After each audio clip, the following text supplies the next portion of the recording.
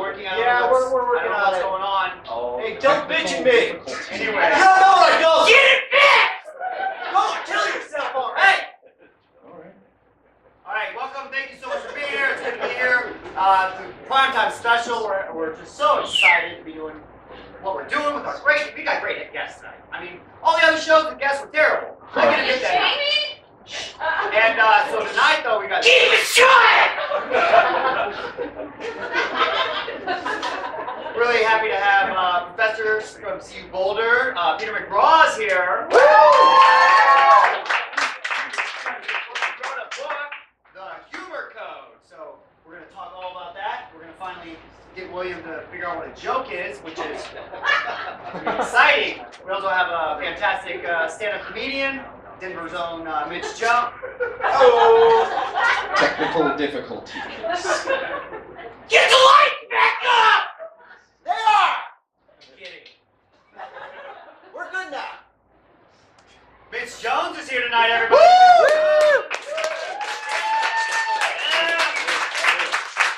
We've got some other guests, some exciting surprises that we'll hold off and surprise you with. That's what makes a surprise so surprising, William Montgomery.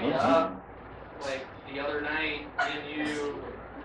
Hello. It's already football season here. Football.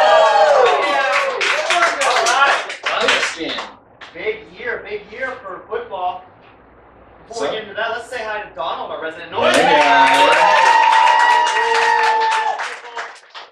You want a little quick piece? Yes. Quick piece? Yeah. All right, everybody. All right. Self-taught. Donald, keep it up. No problem. Sounding good over I'm expanding outside of the tambourine. Other regulars will know I'm normally the tambourine man. The tambourine man. But tonight I'm broadening my horizons. Y'all. I have a slide whistle. Let's hear. If you haven't been here to experience the tambourine man, then you really truly can't appreciate how nice it is for him to not have it as much as I can. I played a song for you. I appreciate that. Yeah. You want to catch pass? In the Jingle Jangle Morning, if I recall correctly. How's your brother doing? He's still with us. He's got a bit of a tummy ache. He ate an entire pan of peppermint bark. Folks, you got to know your limit on your peppermint bark intake. Like, don't overdo it. It's not even the holiday season yet. Let's all take it easy with peppermint bark. But it tastes so good. It's delicious. He did the slide whistle after. That's pretty good. Peppermint bark tastes so good. It's delicious. Try that one more time. Sure. Peppermint bark is the best. That's the sound it makes when it slides down my gullet. There we go. Let's slide this football over here. Ooh, hey, toss me that old frog ball. Yeah. Ooh, you just Sanchez that real good. Oh yeah. Deflate gates. Inquiries are being made. That's, yeah, very. Okay, folks. Well, this is outstanding for me. I think we should get to the desk. You think we should get to the table? Yeah.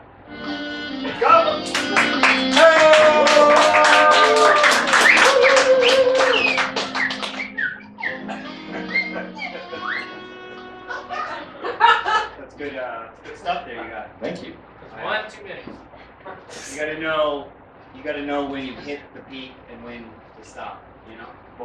It's been a rough couple of weeks at slide whistle camp. Yeah, you're gonna get it. You're gonna get it. One of these days. You're gonna get past these tampering withdrawals. Mhm. You're gonna be fine. Mhm. You won't he's been shaking things randomly, so that'll subside. Just give it time. All right. You got to play it by ear. Sure. That's how I approach most instruments. Okay, well, moving on. We are very excited to have Peter McGraw coming out. This is his book, The Humor Code. Really great read. We're going to talk all about that in a minute. But first, let's catch up a little bit. Yeah, what? Turn it on. William, I haven't seen you. Last episode was 2 weeks ago. It's good to see you now. You all right there? William left me another voicemail. I didn't answer, as I never do. Hello? William, it's working. Here it is. Nice. Okay, over here, what I have is called momentum, and you guys. Come on, Angie, we're having fun. Come on. Let me live a little up here. Right, which is I'm trying to introduce this segment. You left a voicemail again on my phone. I didn't answer, as I never do. Okay, if you knew him, you wouldn't either. Something about you found out that you can get donuts to go now. You didn't know this. You were always using them in. Can you go ahead and explain? Yeah, I have this great ecstasy dealer, and I'm like, hey, I want 12 donuts. And when I say that, we're it's, Talking those beans. yeah, beans. Donut beans. Yeah, but ecstasy. It's fun. I mean, you take a couple of those, go to the water park. It's game on.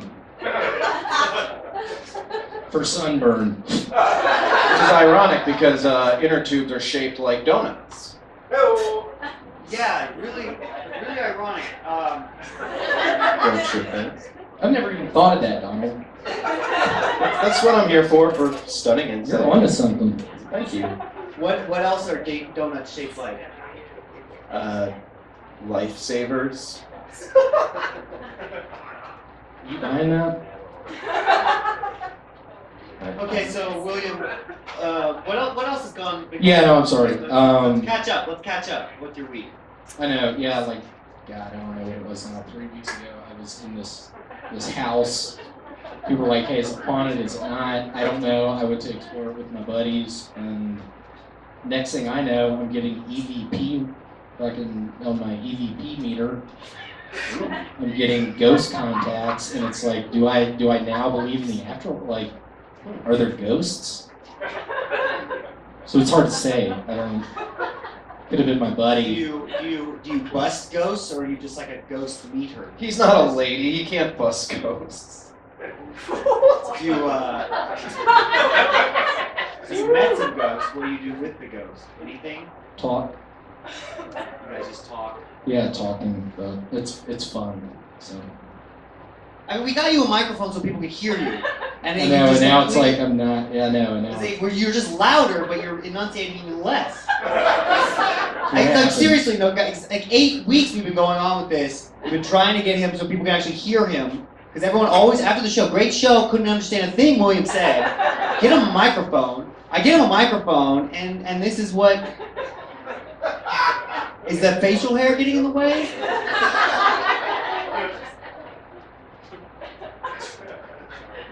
Well, folks, moving on. We have a great episode today. If we ever get to it, which we will now, we have a special guest to tell us a little more about the theater. We have the theater's spokesperson here to tell us what voodoo can do for all of you. All right? Let's bring him out. Let's bring out the voodoo skeleton, everybody.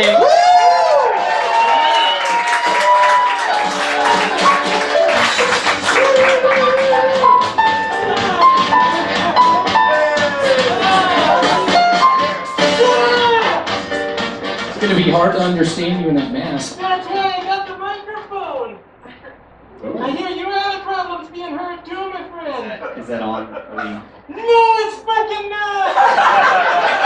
what kind of show is this? I don't understand. Oh, pretty technically induced coma one. I like your shoes. Where'd you get them?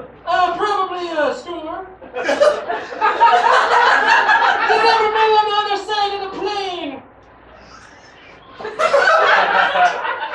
I like him. I thought you might.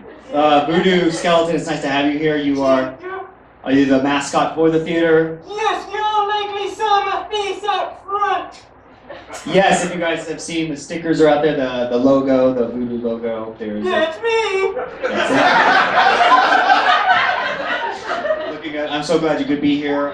You're a big booster for this theater. You're out there all the time. If you guys are out here on Market or 22nd, he's always out there. I sure am. Telling people to come to shows, right? Yep, I am a slave to the voodoo. I don't want to be here. How's your brother doing? My brother, he's also dead, but he's fine. Nice.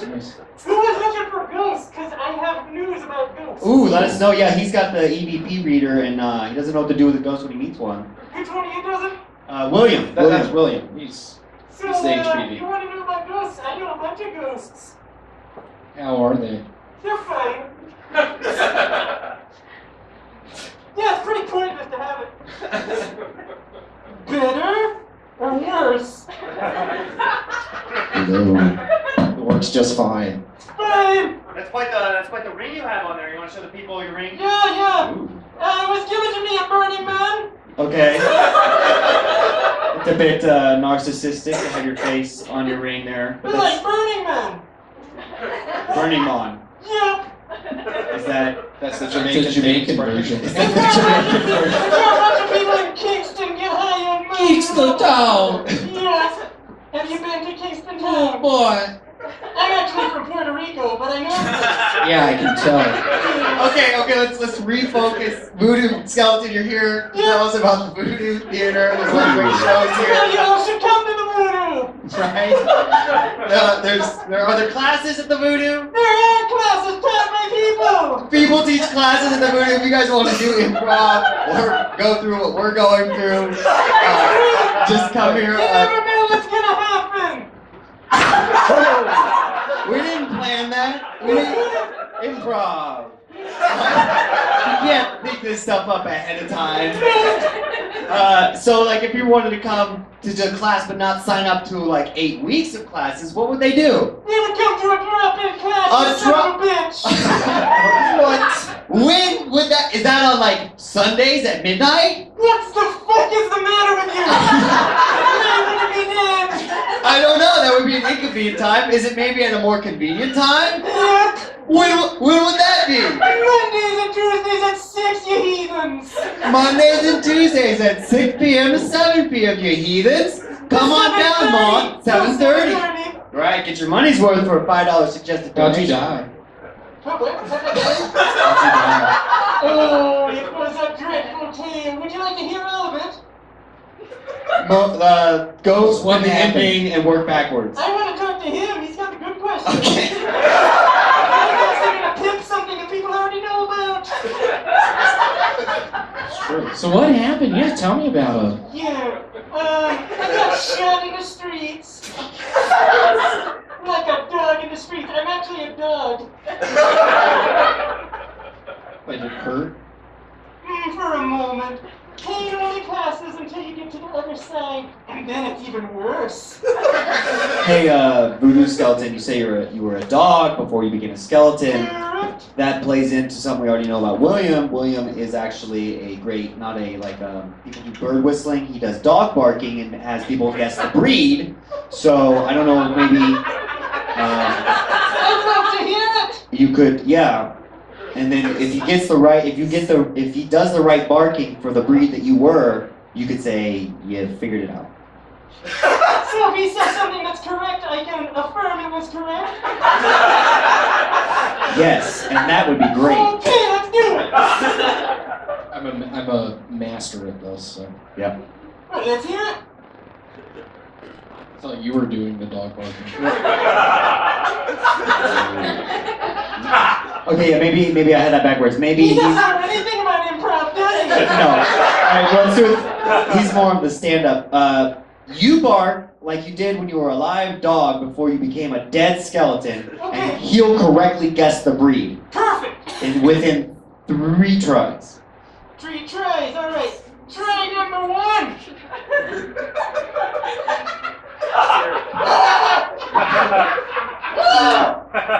Springer Spaniel. Alright, that's close! Let me do one more. Yeah, you gotta do it real loud for Let him. me get it real close to you.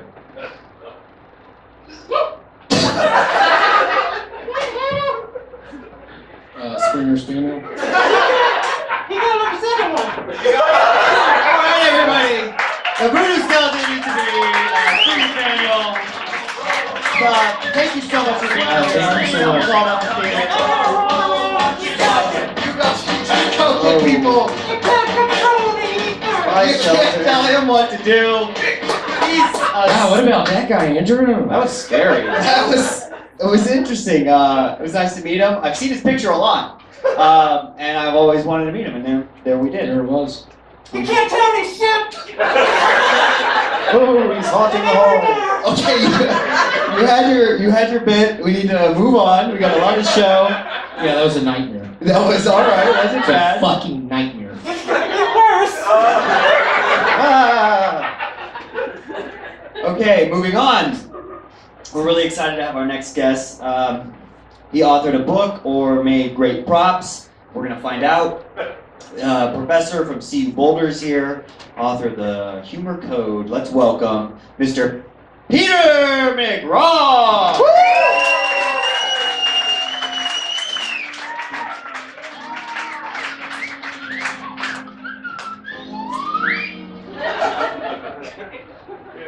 Tough to follow the voodoo skeleton. The voodoo, yeah, he was a lot of high energy. He's still roaming around. You might see him. Okay. Thank you so much for being here, Professor Peter McGraw. Should I call you Professor? Pete. Pete. Okay, Pete. Pete. The humor code, not like the Da Vinci Code. Did I found sell out. as well.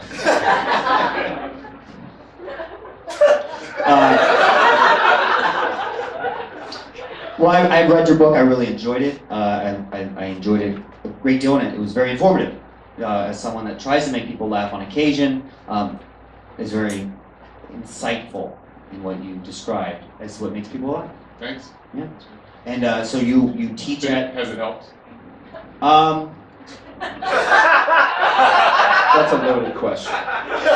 Yes, it did. Anyone that wants to be funnier, you read this because nothing makes you funnier than scientific research. Peter, what is your best joke right now, like in your back pocket? Like, what's your best joke? I have one. What's your? You ready? All right. I need your help. Perfect.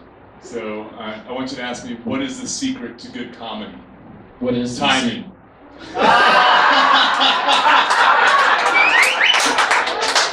Oh God. Oh, that's great. You walked him right into that. That was great. Thank you.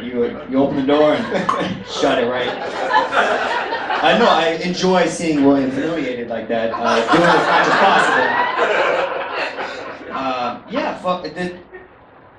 So you toured all over the planet to research different cultural differences in humor. Is that correct? Yeah, that's chapter 6. I don't know. Yes. So yeah, I actually met up with a local Denver journalist, Joel Warner. Does anybody know Joel? Joel Warner, writes for the Westward. Oh yeah, he was a longtime staff writer at Westward, and he actually wrote a story about me trying stand-up, trying the open mic night, Tuesday night at the Squire Lounge. That mic just retired when Sam Talent left town a couple months ago. Yeah, it shut down. How'd you do? Terrible. Yeah, it's really. I wish I had that joke that I just used. That would have been like the best thing I said all Would have night. killed. Can you say it one more time, McDonald, doing the slide whistle? Ooh, Professor, can I ask you a question? Sure. What's the secret to the best comedy? Timing. Professor, can I ask you another question? Please. Yes. Say you were on a 3-hour tour. You crash on a deserted island. How many seasons would it take you to get off of it, do you think? I think it depends if I'm on ABC or NBC these days.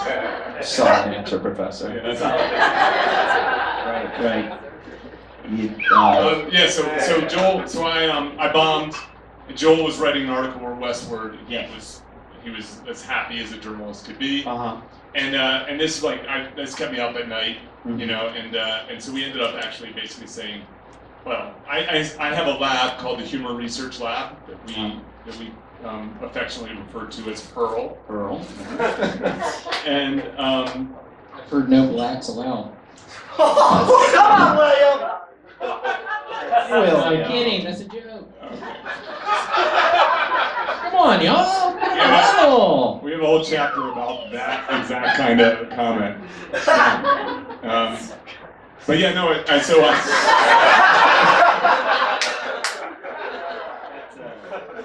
Some surveys that I would like you to fill out after the show. There's a paper in this. So long story short, Joel and I decided to team up and to go out into the real world and try to understand humor and sort of in all its mystery and complexity and so on. And this led us to Japan to look at cross-cultural humor. Led us to Palestine to look for humor where you least expect it. To Tanzania to understand why we laugh, and so on. Okay. Yeah. Branches now. Were those comics funny in Tanzania? So in Tanzania, we didn't actually hang out with comics. We actually went in search of this alleged laughter epidemic that happened in 1962. It's known as Ebola. No, that's the opposite of laughter. That's a nightmare. Yeah. So, but we did hang out with some comedians in the West Bank. Okay, yeah, I remember that now. Yeah, they had a theater there, and they did quite a few shows. It was a testament to how resilient the human spirit is. Indeed. Yeah. Yes. Very touching. What is the weirdest place that you went to find comedy? Were there any caves? No, but it's actually Caves? Caves. Continue. I'm kidding. Okay. So I'm completely unprepared for this show. We all are. It's a motif. Yeah, I took a bunch of ecstasy about 30 minutes ago, and it started to kick in. And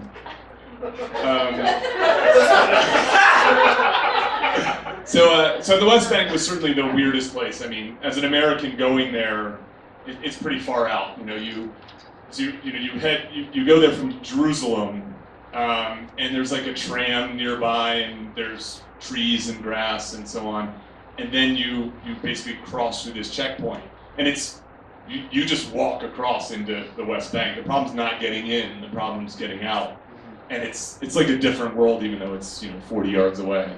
Yeah. And it really is though amazing. So comedy is really growing in the West Bank in part because television is a great medium for comedy, and then if you live in the West Bank, there's not a lot else to do. Right? There's not a lot of Palestinians. I'm supposed to yes and this, right? I'd rather not get a comedy, so I guess it helps the Jewish people. Well, comedy. so the Palestinians actually found were sort of very sort of stereotypically Jewish in their humor style, like very self-deprecating and so on. And the Israelis were sort of not in a classic way, like a little bit more on the aggressive side. Okay. It's sort of a They're punching down. It's a little bit of a strange flip than what you find in the United States in that kind of way. Right. And then could that be because they're the majority there, punching down a minority, whereas reverse? Indeed, yeah. I mean, we didn't. I don't have data on that. That's just something Joel noticed. So he wrote it. Okay. Yeah. So if you disagree with that, that's Joel. Well, that's Joel's half of the book. That's a Joel part. Now, see, I was really intrigued. You went to Japan, is that correct? Yes. That was some really interesting humor, and I don't understand it at all. What is going on with them and their game shows? There's one. It's lewd sex acts that I don't understand any of it at all. You don't understand. It's on TV.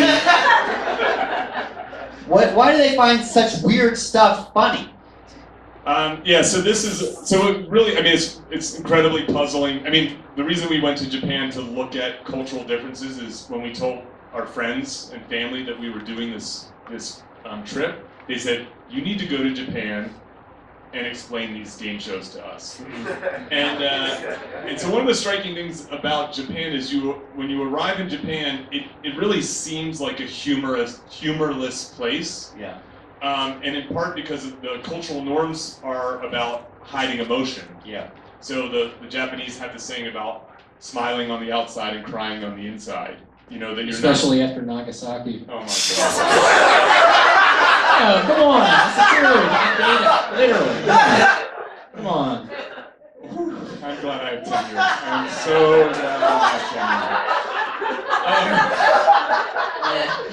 So does that play? Because I've read about Asian culture is the mindset is about community, is about your social networking, whereas Western society is more about the individual. Does that play into it? It does, yeah. So there's a saying in Japan about the nail that sticks up gets hammered down. Yeah. Right. So the idea essentially is that so it wasn't that the Japanese are humorless. Actually, they really value comedy. It's a big part of their media landscape. It's a big part of what people do for fun. And certainly, if you go to a karaoke bar or a bar in general, there's lots of jokes being told and lots of laughter. It's just the rules are, when you're out in public, when you're in the classroom, when you're at work, you're not supposed to be laughing and making jokes. These are serious places.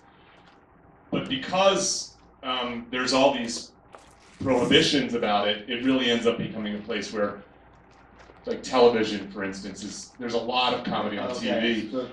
And these game shows have that element. And my quick answer to this is that the Japanese don't have the same Judeo-Christian background as Americans do, and so they don't have the same taboos. So they don't have the same taboos around sex, for instance. And so I'm not sure the show you're talking. Do you know the name of the show? I just remember reading about I remember Most Extreme Elimination Challenge. That was a big one. Yeah, it's just I don't remember this. Yeah, show. but these crazy shows like Wipeout and so on. What's really perplexing for Americans is that they don't realize that the talent on the shows, the contestants, are actually comedians typically. Oh. And so There's they're a well language barrier. known. What's that? A language barrier, probably.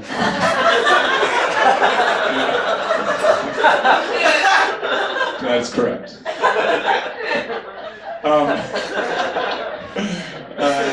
So yeah, I remember that chapter. They have like a whole industry, like a whole because the sumo wrestlers live in a community to be trained for that, and then there's like a comedian factory where they just bring them in like soccer training. Exactly. Actually, that's right. So the American sort of system is you kind of go to open mics and you kind of learn the thing, and it's just really. And if you bomb at one, you write a whole book about it. How many books do you guys have?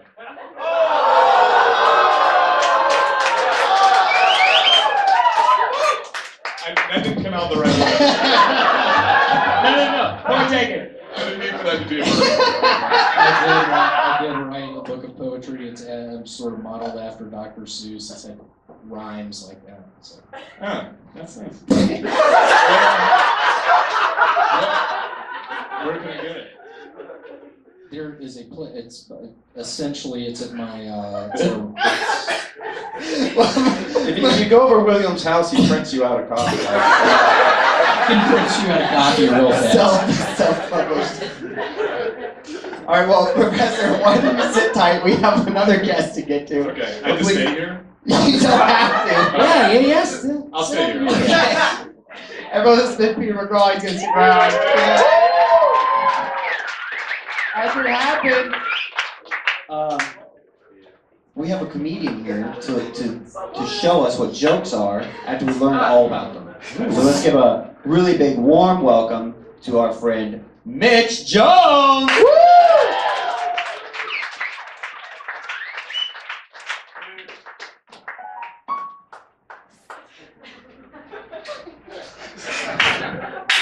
Hey, what's up, everybody? How are you doing tonight? You guys are a sight for sore eyes, Denver. I just got back in from Kansas because I'm killing this comedy shit. You know it, America's breadbasket and all that. Out there in Kansas, they have they got those propellers. You know what I'm saying? Wind turbines. They say they're wind turbines. I actually do think they're propellers because they're trying to lift Kansas off the face of the earth. Just a bit of it for the rest of us, you know what I'm saying? I get very anxious when I travel because I have not left Colorado since we legalized marijuana. So like they're gonna shoot me into space. I'm just like, in Topeka, no one can hear you scream. That kind of shit. So what I did was, right before I left, I hit a gigantic bomb and I exhaled it into my suitcase, and that's all I took for the trip. Yeah, that's what I'm trying to say here, but it was weird being in Kansas City Chiefs territory, especially now since, does anyone miss Peyton Manning? Does anyone miss that guy? I'm gonna miss that giant bobblehead out there on the field, guys. I'm gonna miss that. I'm gonna miss his post-game interviews because he always gave off this like air that he was so well-read and so well-spoken, but I think that's a front too. I think the real Peyton Manning is more of a Forrest Gump kind of character. That's my Peyton Manning. Because I imagine him running into the huddle being like, okay, fellas. Coach says if we get a touchdown, we get to wear our helmets on the plane ride home. We get an extra point, he's gonna take us out for ice cream.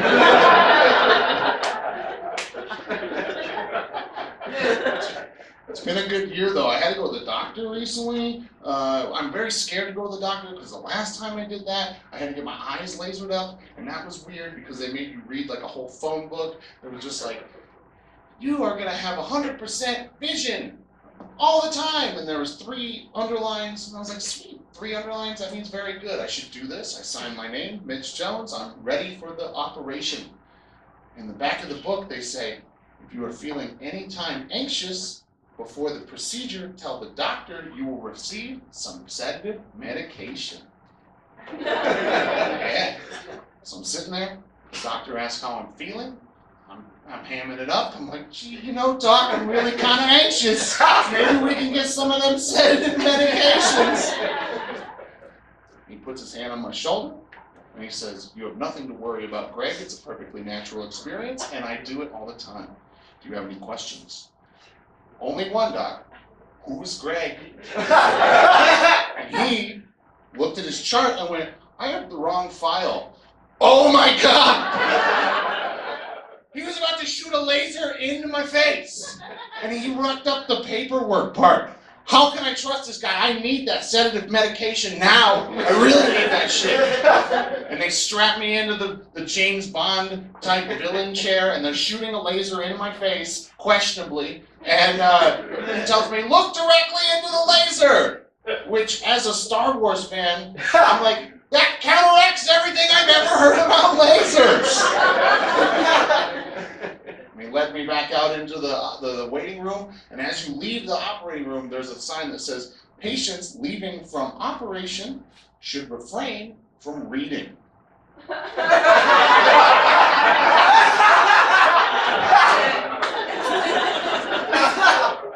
Oh shit, I already read the sign. Oh God, am I gonna die or am I stronger than ever? What the fuck's happening? Why do they even have that? But that wasn't the best thing to happen. You can tell a lot about a year by the events that marked that year, and you're saying, no shit. But let me tell you, I've already peaked in 2016, everybody. It happened on New Year's Eve. I was at a party. There was a girl standing on a couch, plugging in her phone, much like so. I'm over here, totally not looking because I'm a gentleman like that, but also kind of looking because eye-level booty. I don't get that as a gentle giant as often. So I'm like, oh, there's a butt. And so I'm over there. In comes a third dude with a bottle of champagne corked between his thumbs like this. And he looks at me, and he looks at her, and he goes, yeah.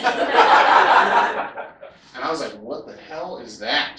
So I have to do some CSI. My best guess, he's gonna pop this champagne cork behind that girl. She's gonna fall over the butt. She'll be like, ah, you asshole, and then leave the party with him, because that's how ladies work. You like bad boys, don't you? So I must say that at this point in my life, I had never seen a person successfully pop a champagne cork with just their thumbs. They either have to get it out, like finagle it out, or they unscrew the champagne because we're poor. That's how my experience with champagne was. But this dude went, and time slowed down. I saw that cork shoot out in slow motion, every droplet of champagne hanging in the air. I was like the little kid from Free Willy, just like, yes! Wow, magic is real! And then I realized that that cork not only had a velocity, but it had a trajectory. It went somewhere. And I looked over, and this girl was still plugging in her phone. I said, oh no. And that champagne cork flew across the room and hit this girl in the ass. Notice I did not say on the ass. It split the difference. It was a bingo. And she was wearing yoga pants, so there wasn't even the resistance you get with denim. And so it went in pretty far, and she reared up and said, ah, my butthole! And fellas, when a girl screams out, ah, my butthole, the party's over. Okay? Thank you very much. I'm Mitch Jones.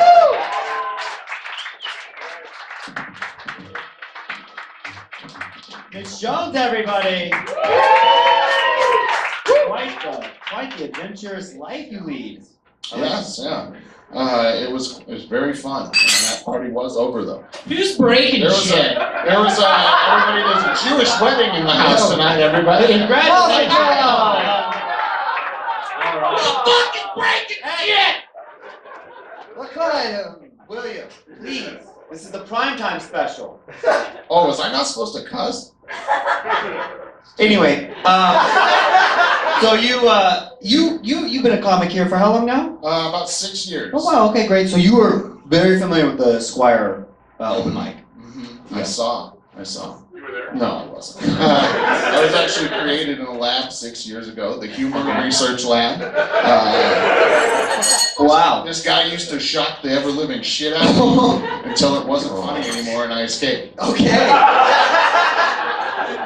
Yeah, so you got out there hurl. Sounds like Japan. Sounds like, I think that's the plot of Stranger Things. Yeah. I think Jumanji. R.I.P. Barb. There's a lot of people talking all at once. This is Yeah, not... what the hell's going on? I was just saying R.I.P. Barb. I liked Barb. Sorry. That was perfect. Never mind. Spoiler alert, goddammit. Oh, I'm sorry. Oh. Yeah, it's a spoiler alert. Spoiler alert, Barb. Spoiler. I mean, for this to work, like, there can't be like 4 people talking at once and then nobody. Something in between. I think it's because half of us have sunglasses and half of us don't. That's the cool side. So the Squire Lounge, the mic is retired now. Good. Did anybody ever do well there, or was it designed for people just to bomb? I think it was designed to weed out the weak. That's what it was. It was to make sure that young comics had their feelings hurt. That's what it was. Okay. They're having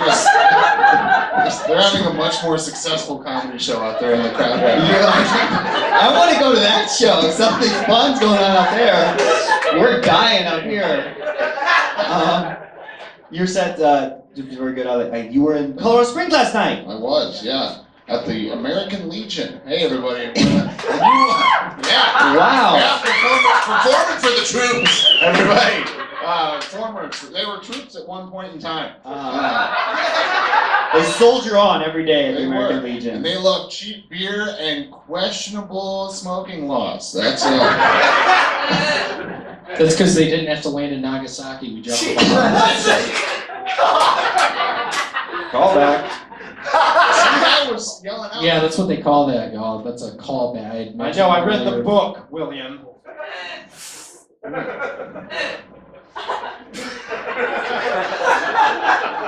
This is a complete derailment. You guys don't settle for half derailments anymore. We used to have like this understanding where it would just. I think it's because William finally cut too much off of his It went too high. He went too high. It went too Now high. his pants aren't funny, they're just saying. There is a too much thigh, and you start to ask why. Okay, well, stick around. We've got more guests. We've got more fun going on. Thank you for being here. Folks, Thanks for having me. thank you so much. I brought a clip from my latest project. He didn't. Right. So since we're all about learning things, we have another guest here. It's happenstance. We didn't realize this when we booked, but she is also a professor from Boulder. So let's welcome out Beatrice Wittersby, everybody. Beatrice is here.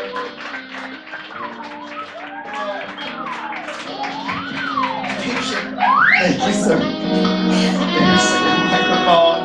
Yeah, please sit down. We do have to get out of the theater by the top of the hour, so keep moving. Beatrice Wittersby, thank you for being here. Is this on? Oh, excellent. All right. First things up, what is your name? I'm Andrew, the host. Andrew, pleasure to meet you. I did the same amount of hard work as I believe this fine scholar here. Yeah, and you're both I would thank you to refer to the title that I worked and spent so much hard money on. It is Professor Wittersby. Okay. I got a bit of Professor Wittersby, it's nice to have you here. Thank you for joining us. Thank you. What is your degree? Is it your professor degree in? Is that a joke? Do you not know? Well, it's an interview show, so I ask questions and people answer them so that the audience doesn't know what I know. Right then. Well, I am a professor in magic. Okay. That was not a joke. I don't understand the reaction. It might have been nervous laughter. Do I intimidate you because I'm very powerful and quite intellectual? Well, I wasn't the one that nervously laughed. It was someone out here. Do I intimidate Professor. one of you? Just one.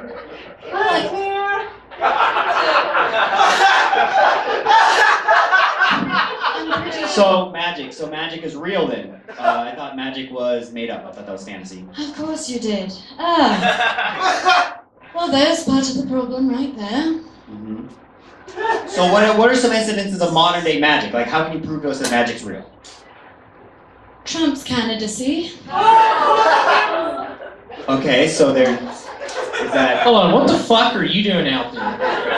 What the fuck is going on? I'm trying to concentrate and I hear this fucking voice. Are you taking notes? You wanna come up here? What's going on? You wanna come up here? Yeah, relax.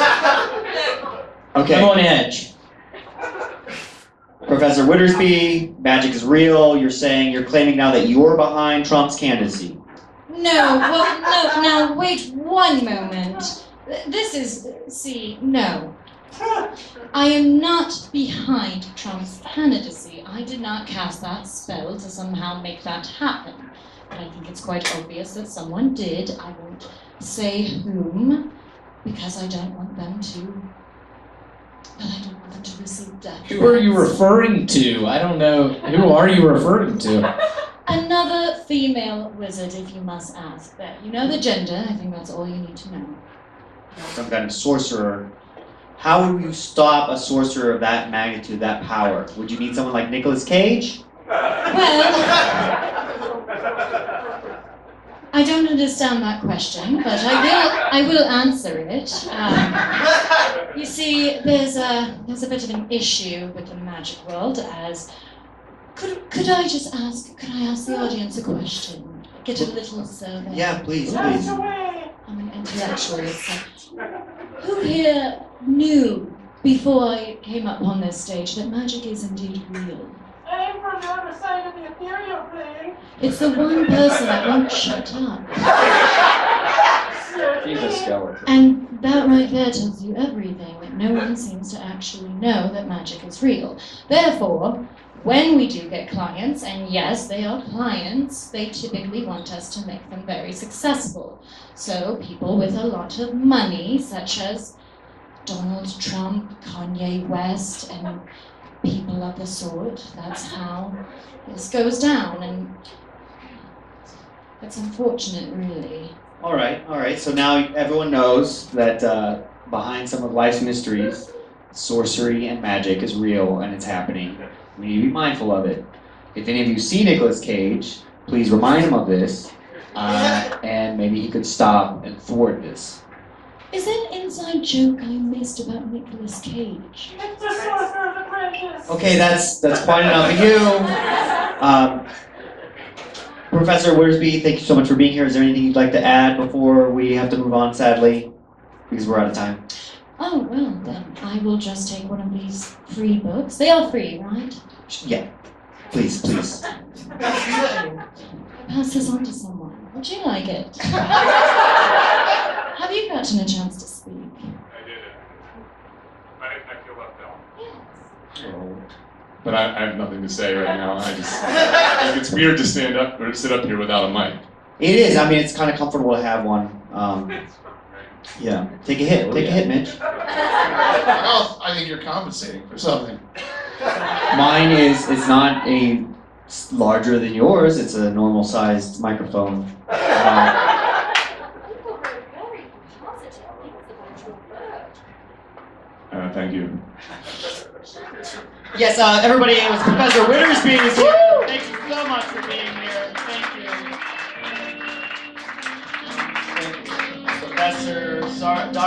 Professor Wiersbe was here. She is a professor of magic and other sorcery. We need to keep moving on. We have, oh, wow, what a surprise. This slipped by.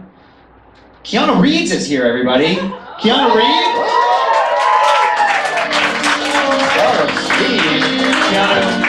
Oh my God, Keanu Reeves. Wow. Keanu. Thank you for being here. Keanu, we were just talking about a friend of yours, Nicolas Cage. Oh, yeah. What was the set like on the movie Speed? What? What was the set like on the movie Speed? Was it good? It was a bus. I really said it all. Yeah, it was. Well, how was it? City bus. That's what I was afraid of. We shot it in real time. Yeah. So, what confuses me about Speed is that it was set in present day when it came out, Yeah. but now it's set in the past. No. See, it transcends time. Right. So it's not like the Bill and Ted. Can you see a bus outside right now? Yeah. Therefore, it still applies. Okay, Keanu. What are some projects you're working on now? I am promoting a new promotion. I'm calling it Keanu Shoes for Kids.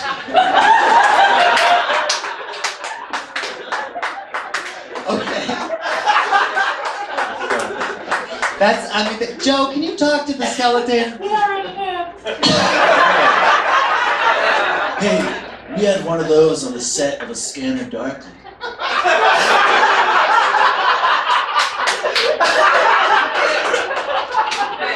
Well, Keanu, can you tell me more about Keanu's shoes? oh yeah. I'm going around and I'm giving Keanu shoes to kids. Is it just any children, or is it a specific type of child? Well, they have to have old shoes. Just go to Nagasaki. Rule of three. Keanu. It's oh my God. Keanu, I haven't seen you in any movies lately, but I have noticed you're on the internet quite a bit. You have your own meme. I do. Would you like to elaborate on your meme at all? I don't know. So you look really glum Oh. on a bench. What? pensive, contemplative. And I noticed you brought a sandwich out today. Yeah. It took him a long time to make this. I was sitting in the sandwich shop for like 30 minutes. The gourmet sandwich shop? Yeah, just next door. Was it a bespoke sandwich? What? Was it custom made for you? Yeah. It looks good. I'm trying real hard, folks. Like, I'm trying. All I ever wanted to do, I said, oh, Steve, let me do a talk show. And then William also wanted a talk show. He said, oh, you guys can buddy up and share the hour. And I'm just trying, and we got Peter McGraw. Thank you so much for coming. Real guest. We finally got a real guest. And I'm trying to ask you, Keanu Reeves. Yeah. What is it about sandwiches that make you so sad? Oh. Because why can't they just be more excellent? Well, I think a lot of them are excellent. Does this look excellent to you?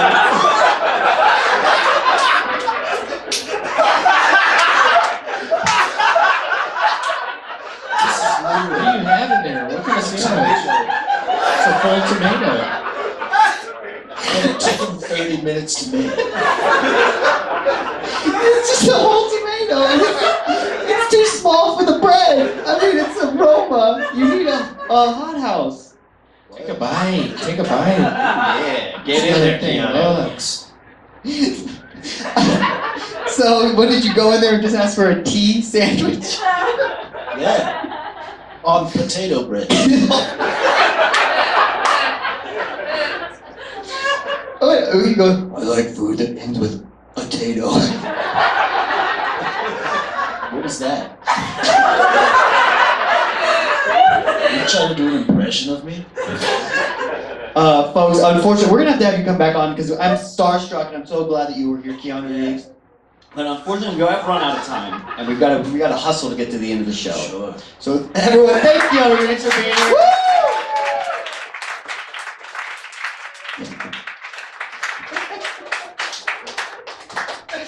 Keanu Reeves. All right, we got one more guest. Really quick. Let's just keep moving along. We're running out of time. Darcy Jones is here. I believe Professor, you may know him. Darcy Jones is here. Darcy, come on, man. Get your shit together. Come on, dude. Oh, Darcy, Darcy Jones contacted me. You want to be on the show because he says he knew you, Professor Peter McGraw. Yeah, I was in Hurt, remember? You were in what now? In Hurt, I was part of Hurt, who's a member of the humor research team. Yeah. Oh, as a former member of the humor research team, part of HURL, the humor research lab. Yeah, we got to do a bunch of really cool stuff, like. There's a microphone right there if you'd like. Yeah, so you helped the professor do his studies.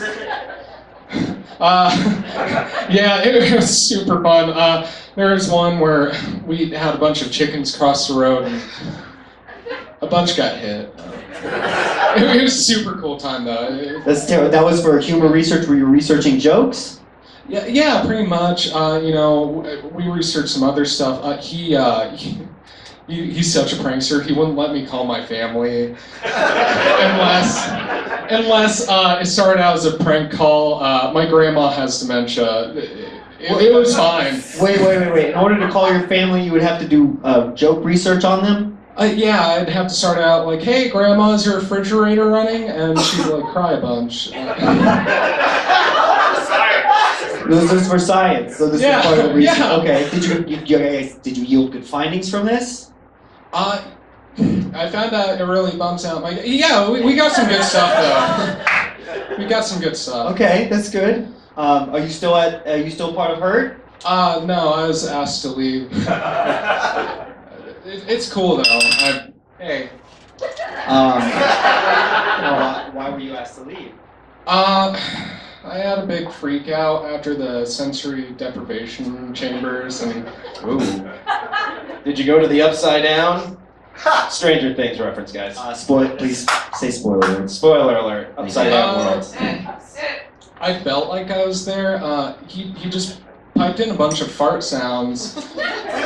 He was trying to find the best one, he said, and he just kept saying not good enough, and I had a bit of a breakdown in spine. So, were you a fellow researcher, or were you a test subject? I was a grad student, so like both. Did you end up with a degree in humorology? No, I got kicked out of school.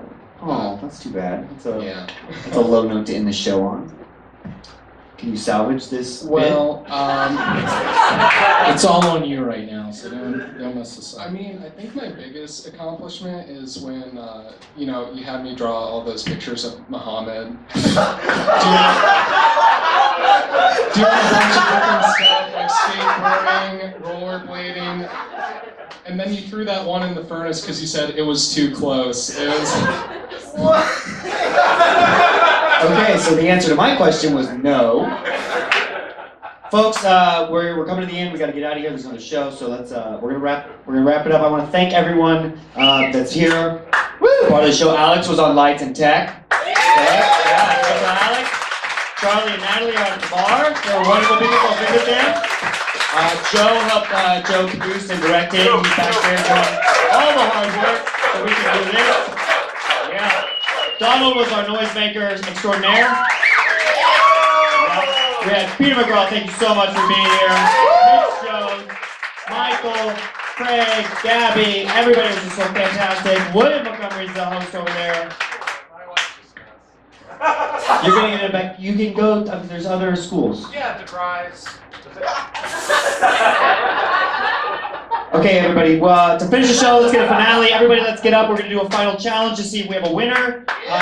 We're gonna do a 99 jokes contest. So let's get a suggestion from the audience of an object of any kind. A globe. Okay, so we're gonna say what we'll say is 99 globes walked into the bar, and the bartender said, and then we come up with a punchline. So I'll start off. I'll say 90, and then you guys all laugh, even if it's not funny. 99 globes walked into a bar, and the bartender said, "I'll see you around."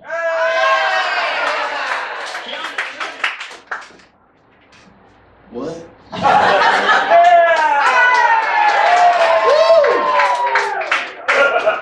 99 globes walked into a bar and the bartender said, "Equator? I hardly even knew it." 99 globes walked into a bar and the bartender said, "Didn't say anything because the globe can't get into the bar." 99 globes walked into the bar. And you know what they said? We're gonna take you back to the upside down. Spoilers! I'm a bit shaken, but 99 globes walked into a bar and the bartender was like, "Hey, where's Siam?" 99 globes walked into the bar and the bartender said, "This isn't Nagasaki."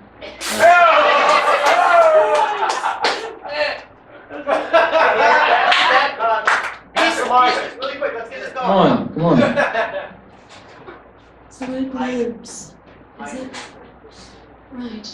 99 globes walk into a bar and someone says, "What are you?" Because the world is flat. Because someone casted a spell on that bartender. Hold on. Because someone casted a spell on the bartender. Thank you all so much for coming out to the Talk Showdown.